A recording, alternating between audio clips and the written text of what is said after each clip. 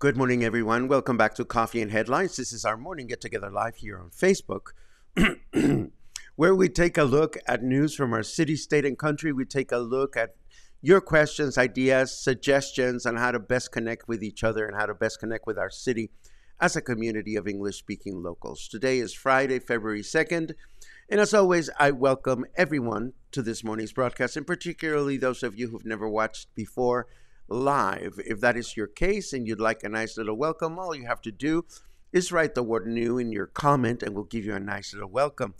And of course, excuse me. If there's something really important that you're thinking of that you want to share with everyone, it helps a great deal if you add a capital letter Q at the beginning of your comment.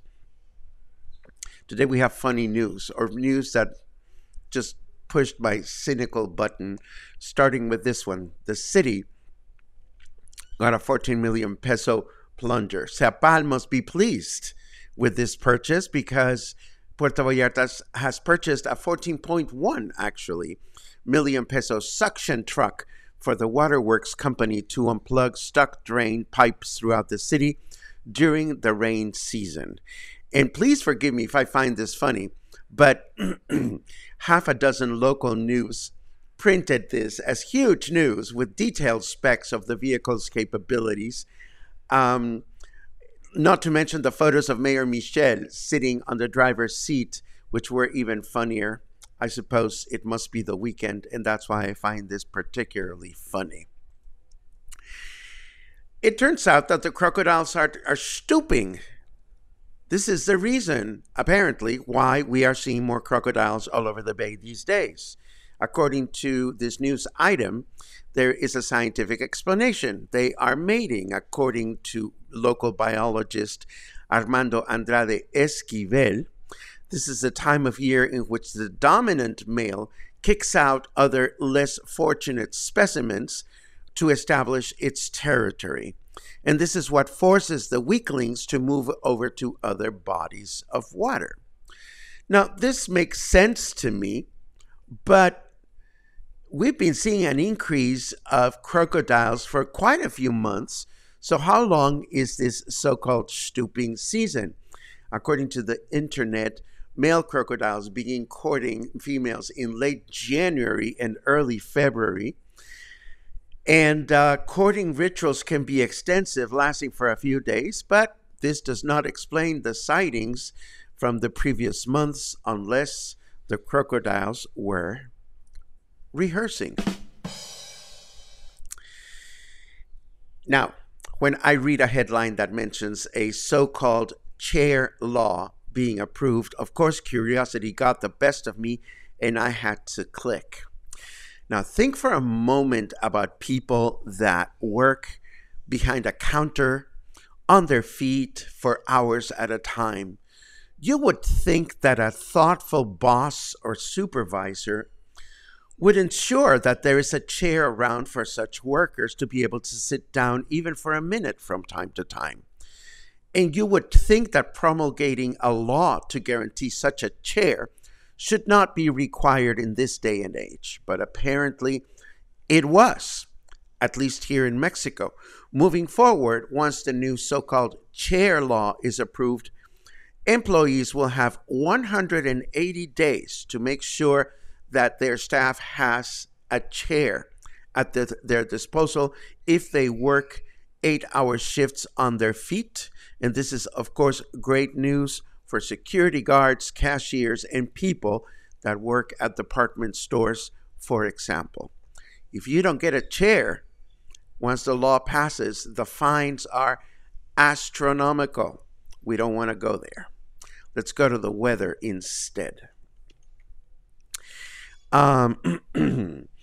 It says here, strap me to your eyeballs, meat bag. I am now available on Apple Vision Pro.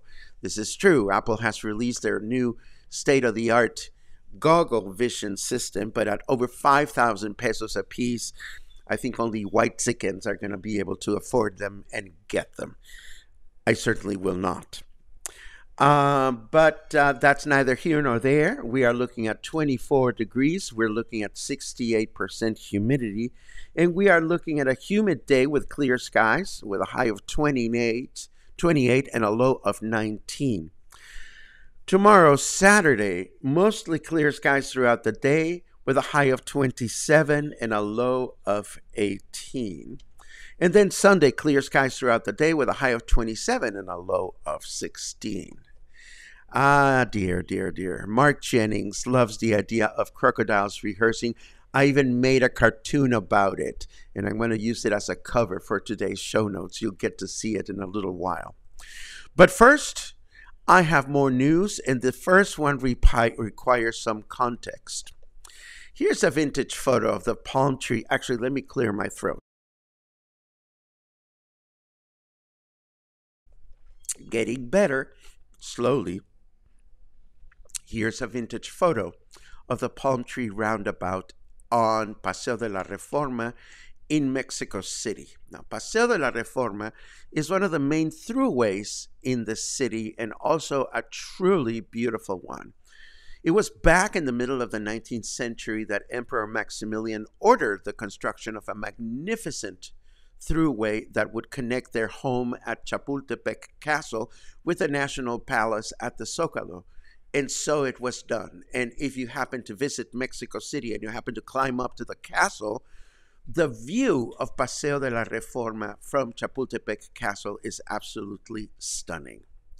So, a palm tree was placed at one of the roundabouts. Then over 100 years went by, and the palm tree had developed iconic status as a major landmark, but it started dying due to a plague, and it was removed. We covered this a couple of years ago. To replace it, Mexico City did a survey amongst the population, proposing a handful of hardy species of trees that might replace the palm tree, and an ahuehuete was chosen. Now, the ahuehuete, or Montezuma bald cypress, is a species primarily native to Mexico and Guatemala that has a historical context here in Mexico. In fact, it is considered Mexico's national tree. It takes hundreds, if not thousands, of years for a specimen to get this chunky, but they do. Needless to say, they started with a small one in Mexico City. Back in May of 2022, a young ahuehuete was planted at the roundabout, but it was quickly removed. Between the fact that it was not properly planted and secured and the fact that a stupid drunk driver decided to crash against it, let's just say things didn't go as expected. Ironically, activists began naming the roundabout of the disappeared ones, in reference to all the people that mysteriously go missing in Mexico and people that the government has no explanation for. But the city did not give up, and a second ahuehuete was planted. So why do we go into ahuehuete mode today? Well, because I'm happy to report that Ahuehuete number 2 is alive and well, despite the fact that it has been vandalized with cement and chemicals. It was planted in May of last year, and lately it's been blooming with beautiful green leaves, so I thought you would want to know. Moving right along, yesterday I failed to mention an interesting article from Vox on self-promotion. You know, this is a topic that is dear to my heart. And the article, although it refers to writers primarily, the gist is that everyone these days is expected to self-promote, whether we like it or not. So the article emphasizes or talks about writers that are producing spectacular books, but publishing houses are reluctant to sign them up and publish their books if they don't have a strong following online. Sad but true. We've been talking about self-promotion for some time. We think it's essential for anyone's project. Not a lot of people feel familiar with it, but if you have doubts about whether you should be self-promoting your own project or not, you may find this an interesting read. Last but not least, I want to let you know that today is World Wetlands Day, and in order to acquaint you with why this might be something you may want to know more about, I put together this little feature for you. Of our state, where vibrant culture dances alongside serene landscapes, lies a tapestry of life essential to our planet's health: wetlands. These sanctuaries of biodiversity and natural filtration systems are woven into the very fabric of our existence, yet often overlooked in their significance. Let us embark on a journey that unveils the mysteries and importance of wetlands, tracing their story from definition to conservation. For starters, what are wetlands? Imagine a canvas painted with a myriad of colors, each stroke representing a different facet of life. Wetlands, much like this canvas, are Wait, hold on. You couldn't see that, could you? I don't think you could. I could be wrong, but could you see that? Let me start it again because I don't think I pushed the proper button. Let me try this one more time. Ah, I see where the problem lies. There it is. I think we are good to go. And here we go. In the heart of our state, where vibrant culture dances alongside serene landscapes, lies a tapestry of life essential to our planet's health: wetlands. These sanctuaries of biodiversity and natural filtration systems are woven into the very fabric of our existence, yet often overlooked in their significance. Let us embark on a journey that unveils the mysteries and importance of wetlands, tracing their story from definition to conservation. For starters, what are wetlands? Imagine a canvas painted with a myriad of colors, each stroke representing a different facet of life. Wetlands, much like this canvas, are diverse ecosystems characterized by the presence of water, creating a unique habitat where land and water intermingle. From marshes and swamps to estuaries and mangroves, wetlands encompass a variety of landscapes teeming with life. They serve as nurseries for countless species, purify water, mitigate floods, and store carbon, playing a crucial role in maintaining ecological balance. Every journey has its origin, and so does the celebration of World Wetlands Day. It was on February 2, 1971, that the Ramsar Convention was adopted in the Iranian city of Ramsar, marking a pivotal moment in the global recognition of wetlands. Fast forward to 1997, and the convention declared February 2nd as World Wetlands Day, commemorating the anniversary of this significant environmental agreement. Named after the city where it was signed, this treaty aims to promote the wise use and conservation of wetlands around the world. Since then, this day has served as a platform to raise awareness about the importance of wetlands and promote their conservation worldwide.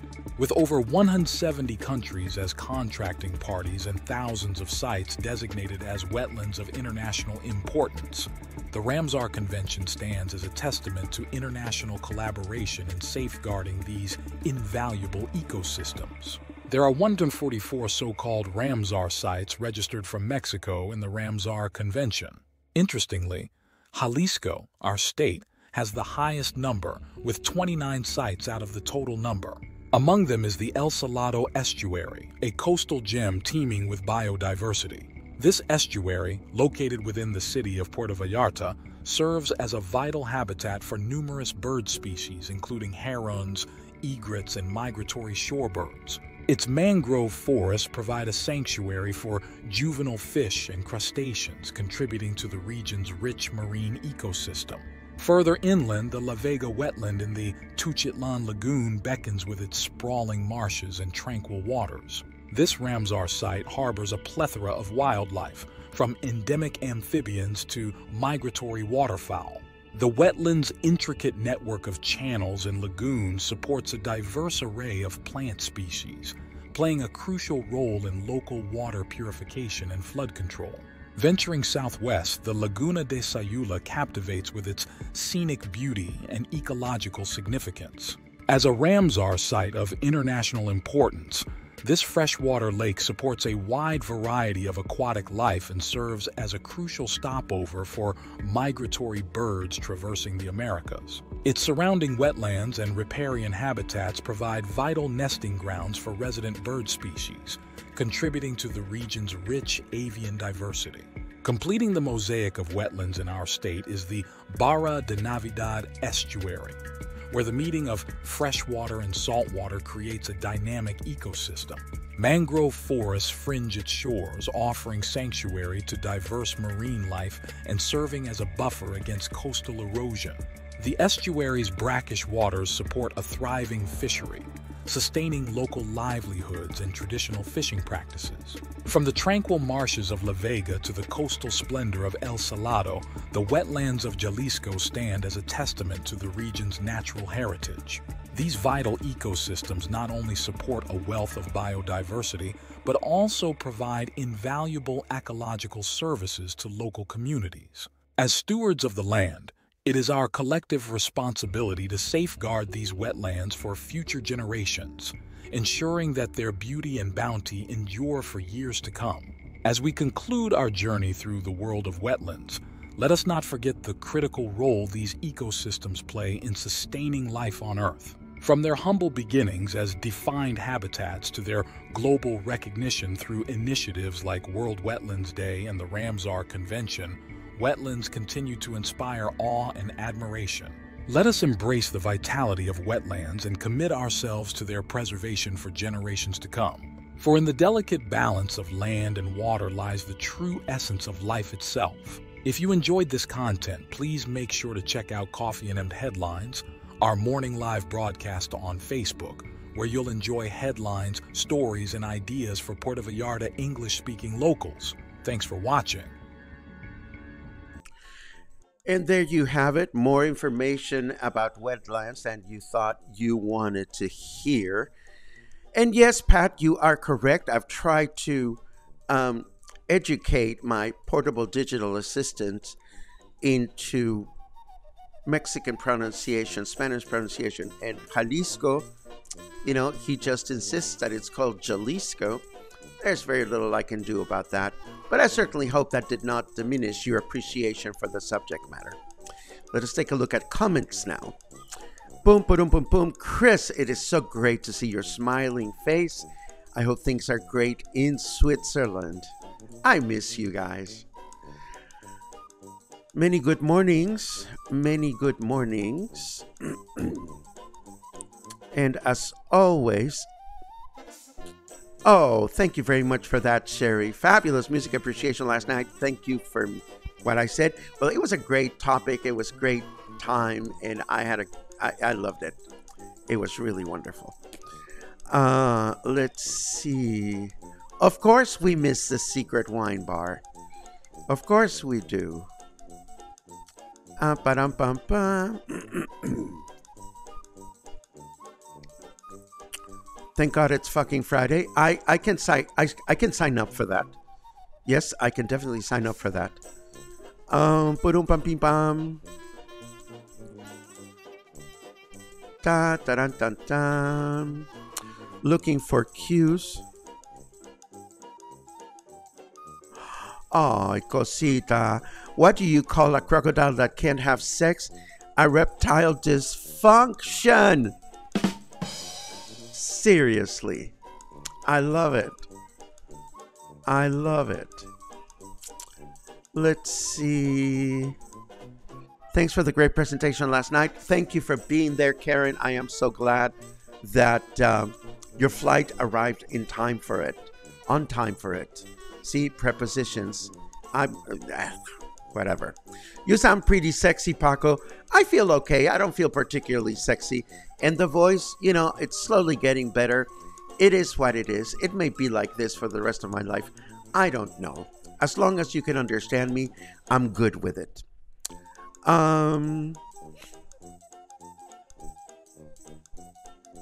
Good morning, Paco. Arriving in Puerto Vallarta tomorrow, hoping to meet you at your meet and greet. I'll be there, and I hope you are too. Thank you very much.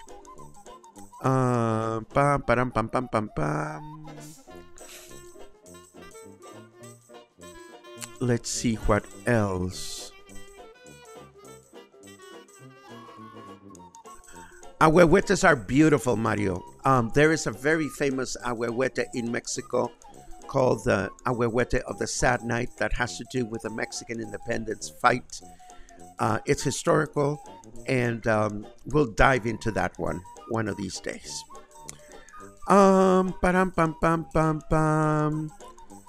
Thank you for appreciating that. I mean, I thought it was important and interesting information, particularly because we have the El Salado estuary right in the heart of the city, and it's a beautiful excursion. Haven't done it in a while, but I truly, truly recommend it. And this brings us to the end of Coffee and Headlines for today. As always, I thank those of you that support our broadcast through the website above, or those of you whose word-of-mouth recommendations of Coffee and Headlines spread the word to people that wish to connect to our city. All of your efforts are deeply, deeply appreciated. Tomorrow we'll be back for our last broadcast of the week. So between now and tomorrow, I have nothing else to say other than the fact that I hope you'll have a wonderful day. I may see some of you at the celebration that the Joint Hotel is having tonight at 6 o'clock for their 2-year anniversary. It should be a lot of fun. And if not, hopefully I'll see you again tomorrow or sometime soon. Have a great weekend.